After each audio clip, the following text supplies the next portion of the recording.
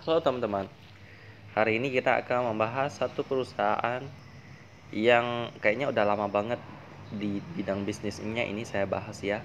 Karena banyak sekali perusahaan-perusahaan yang bergerak di bidang serupa yang dulu-dulu saya pernah bahas, tapi waktu itu habis saya bahas tidak ada lagi perusahaan yang bergerak di bidang serupa yang saya bahas lagi.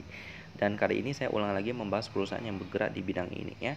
Bidang apa yang mereka tekuni? Yakni adalah bidang benang polister dan lain-lain.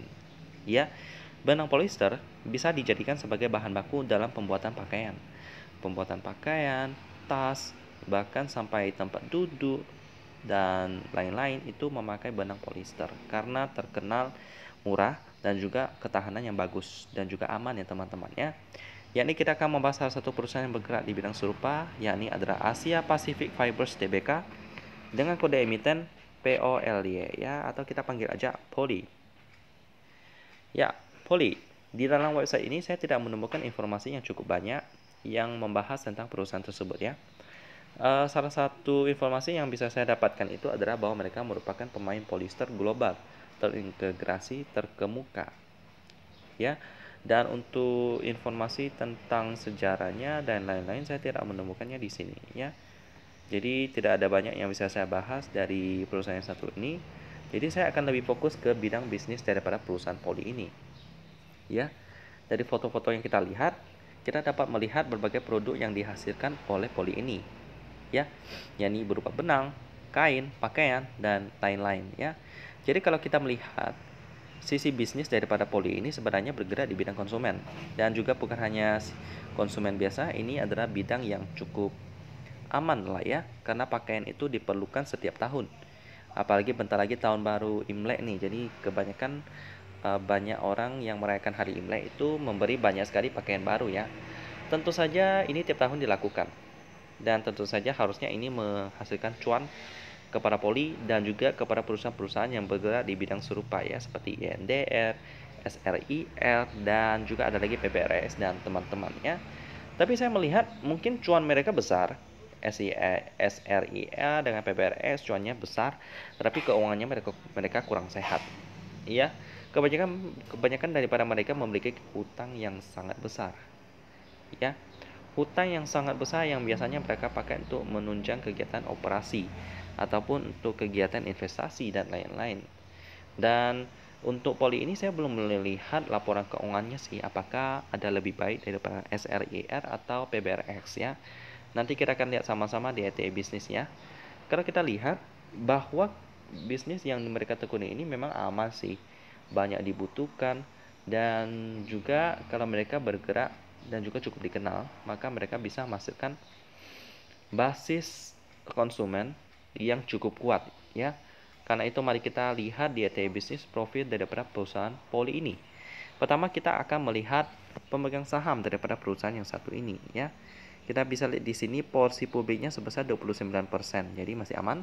Dengan pemegang saham di atas 10%, cuma satu di sini kita lihat yaitu Damiano Investment BV ya. Coba kita cari Damiano Investment BV. Kita masuk ke news. Ya, kita coba baca dulu ya. Liabilitas jangka pendek. Wow, gila. Ini besar banget. Apa liabilitasnya? Hutangnya. Tutup pabrik. Parah. Gandeng produsen serat Eropa. Rugi 900 miliar. Ini kayaknya bukan ya. Mungkin perusahaan lain kali. Oke, jadi gitu ya. Jadi kayaknya sih dari berita-beritanya kayaknya hutangnya besar ya. Jadi kita akan lanjut ke key statistik untuk melihat profil fundamental daripada perusahaan Poli ini. Dan kita lihat ada banyak sekali warna merah ya. Jadi sepertinya memang ruginya cukup tebal. Kita lanjut. Fundamentalnya minus. Valuasi, waduh, PBV-nya pun sampai minus juga teman-teman ya. Itu menandakan bahwa ekuitasnya pun nggak mampu membayar hutangnya. Ini sih indikasi kebangkrutannya ini lumayan kuat sih. Ya, dengan operating profit margin dan net profit margin juga minus ya, parah. Kalau kita lihat cash ratio-nya 0%, ini bahkan lebih parah daripada SRIR dan PBRX sih.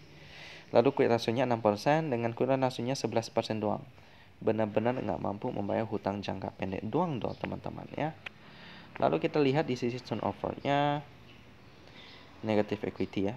Ada special notation. Ini kayak tato daripada B untuk menandakan perusahaan-perusahaan yang bermasalah. Dengan turnover-nya sebesar 39 miliar rupiah, memang cukup liquid, tapi ini fundamentalnya benar-benar hancur-hancuran ya. Kalau kita lihat perusahaan steel yang bergerak di bidang yang serupa, sebenarnya keuangan mereka cukup ciamik ya, cukup menyenangkan dilihat, tapi banyak ada kasus yang terkena oleh steel ini ya, seperti hutangnya yang cukup besar, PKPU dan lain-lain. Jadi untuk poli ini malah lebih parah lagi teman-teman ya. Jadi untuk sementara saya menyarankan untuk menghindari saham yang satu ini ya. Kalau untuk memperbaiki keuangannya sih saya melihat juga agak sulit. Jadi kemungkinan akan agak mengambil waktu yang agak lama ya. Jadi demikianlah tentang poli yang bergerak di bidang konsumer, pakaian dan lain-lain.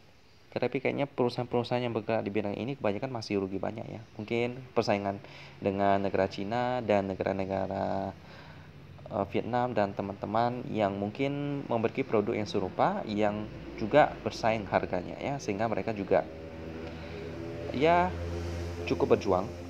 Jadi sampai ada keuangannya yang masih kurang sehat ya. Dan juga perusahaan yang satu ini adalah perusahaan yang masih rugi, lebih parah daripada Sril. Jadi untuk sementara skip dulu. Demikian tentang pembahasan poli, dan kita ketemu lagi di video selanjutnya.